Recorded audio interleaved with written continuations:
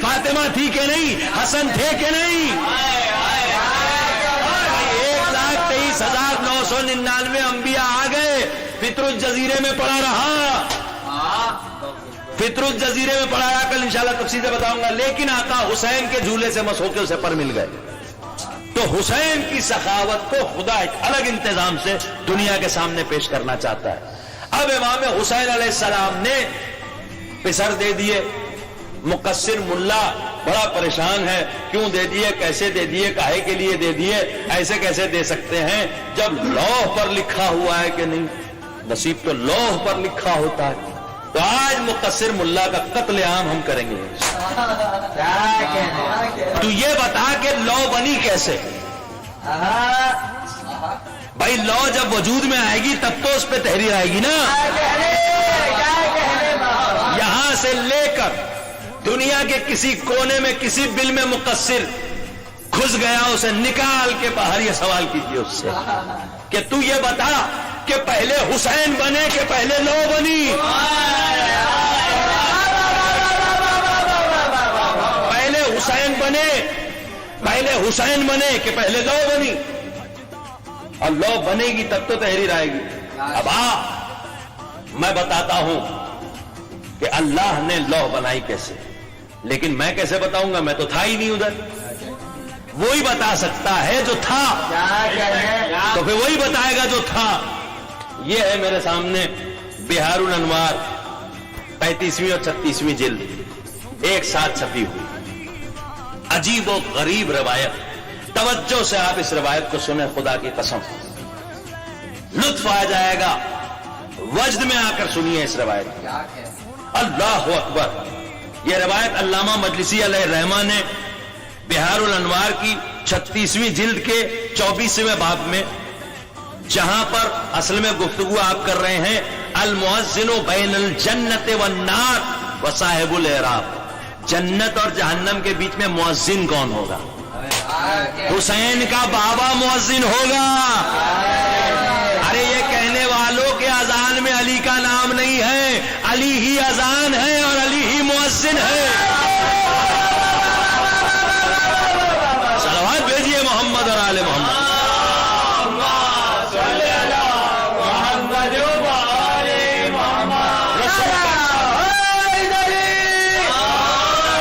اللہ اکبر۔ رسول کا ایک صحابی آیا رسول کے پاس، وہ کہتا ہے دخلت علی رسول اللہ صلی اللہ علیہ وآلہ وسلم،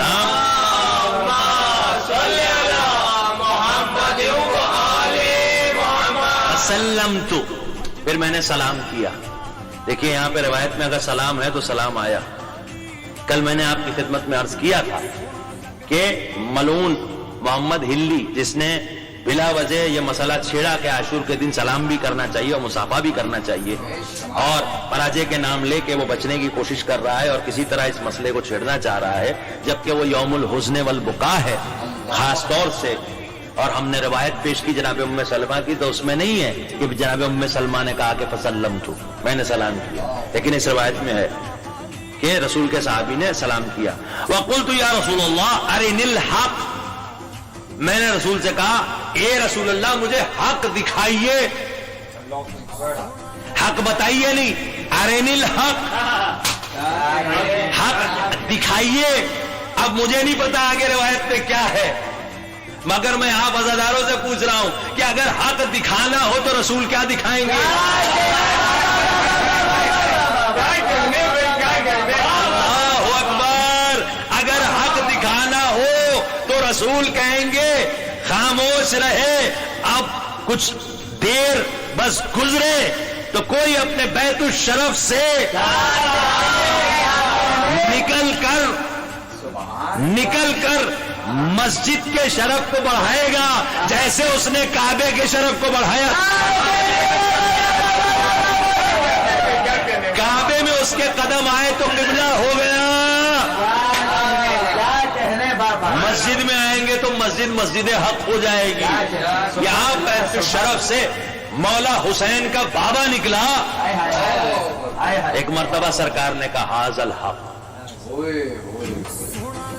بہت ساری حدیثیں سرکار سے، علی مع الحق والحق مع علی بھی ہے، اور خود مولا علی حق ہیں یہ بھی ہے، اور اسی طرح کا ایک سوال کسی اور صحابی نے بھی کیا تھا، کئی بار کیا تھا، اب بڑے بڑوں نے کیا تھا.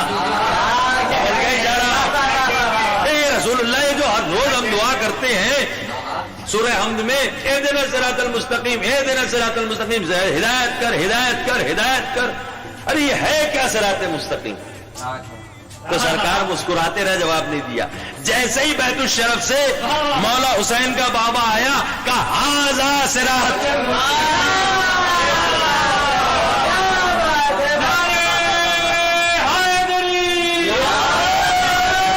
جو صراط مستقیم ہے وہی تو حق ہوگا. اب دیکھیے حق دکھانے کے لیے کہا اللہ اکبر اللہ اکبر اللہ اکبر. اب میں ساری روایات کی تفصیلات چھوڑ کر آپ کی خدمت میں وہ بات عرض کر رہا ہوں جو سرکار نے اپنے صحابی سے ابتدائے کائنات کی بیان کر دی. عجیب و غریب سرکار نے بات کی. سرکار نے بہت کچھ اس سے کہا، اور اس کے بعد پھر روایت میں لکھا ہے کہ مولا علی تشریف لائے اپنے بیت الشرف سے، اور آپ نے نماز ادا کی، اور وہ کیا سرکار نے مولا علی کے بارے میں گفتگو کی. پھر اس کے بعد مولا حسن اور مولا حسین علیہ الصلوۃ والسلام کے بارے میں گفتگو کی. اب یہاں سے میں روایت پڑھتا ہوں. سرکار کہتے ہیں یا ابن مسعود ان اللہ تعالی خلقنی، اے ابن مسعود اللہ نے مجھے خلق کیا، وخلق علی جن، اور اللہ نے علی کو خلق کیا، والحسن والحسین من نور قدس ہی، اللہ نے مجھے علی کو حسن کو اور حسین کو خود اپنے نور قدس سے خلق کیا. اللہ اکبر اللہ اکبر. اب اگر میں سبوح قدوس کہوں اور مجھے اس قدوس کے ساتھ ساتھ کبھی محمد یاد آ جائے، کبھی علی یاد آ جائے، کبھی حسن یاد آ جائے، کبھی حسین یاد آ جائے، تعجب کی بات نہیں ہے. تو پھر اسی قدوس کی نماز میں اگر یہ انوار آ جائے تو تعجب کی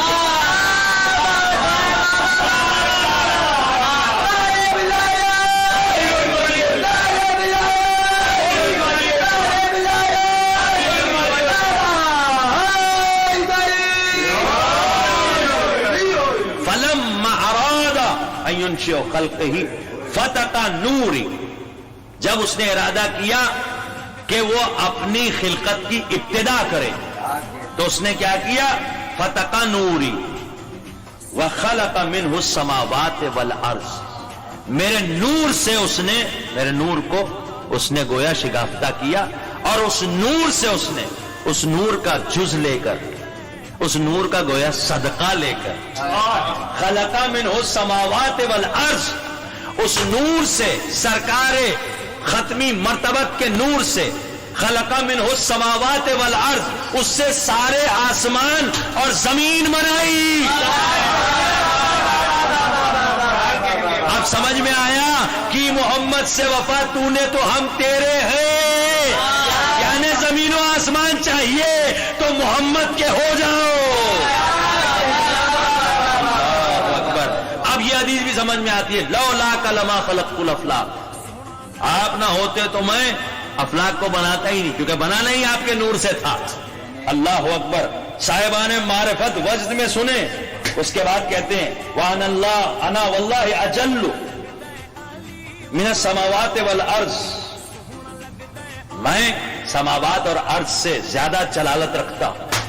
اللہ اکبر. اجل ہوں. اللہ اکبر.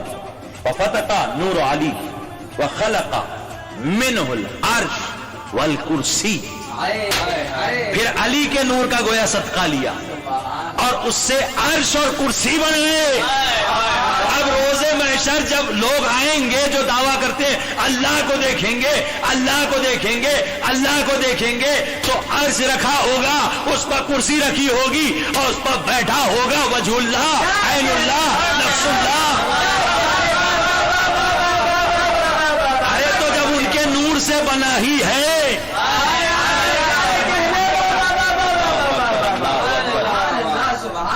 علی واللہ اجل من العرش والکرسی. علی اجل ہیں، عرش اور کرسی سے زیادہ صاحب جلالت ہیں عرش اور کرسی سے. وفتق نور الحسن، پھر نور حسن کو اللہ نے گویا شگافتہ کیا، نور حسن کا گویا صدقہ لیا، وخلق منہ الحور العین والملائکہ، پھر اللہ نے اس سے حور بنائی اور فرشتے بنائے۔ بڑی حوروں کی تمنا کرنے والے پہلے حسن کو تو مانو بھائی، حوریں اسی کو ملے گی جو مولا حسن کو امام مانتا ہوگا، جو مولا حسن کے جنازے پر تیر برسانے والی کا احترام کرے گا، اسے نہ جنت ملے گی نہ ہو۔ اللہ اکبر۔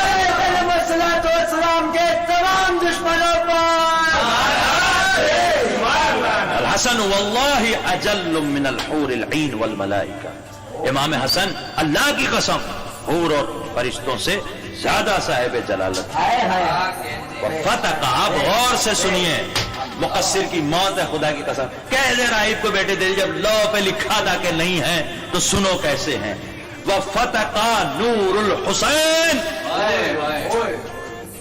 پھر اللہ سبحانہ و تعالیٰ نے حسین کے نور کو گویا شگافتہ کیا اور اس میں سے گویا حسین کے نور کا صدقہ لیا۔ اللہ اکبر۔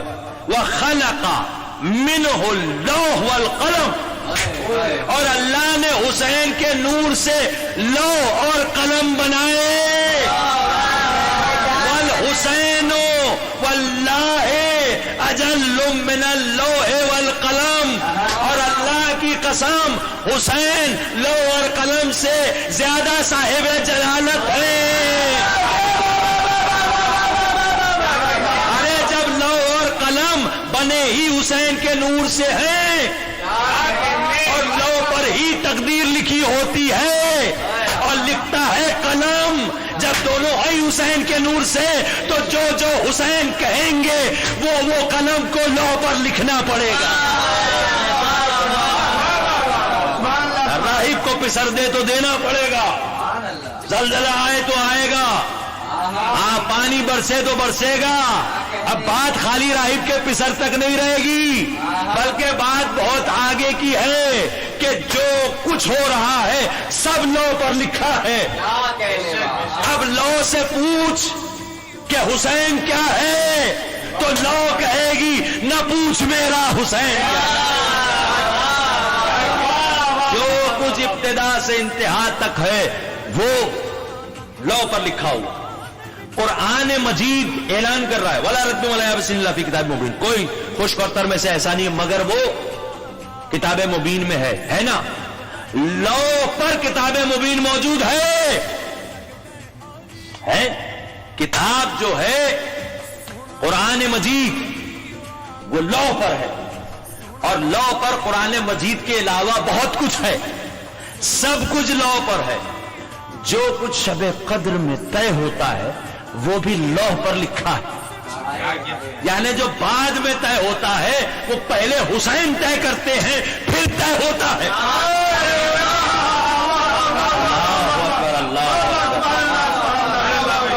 تو یہ حسین کا نور ہے کہ جس سے اللہ سبحانہ و تعالی نے لوح اور قلم بنائے۔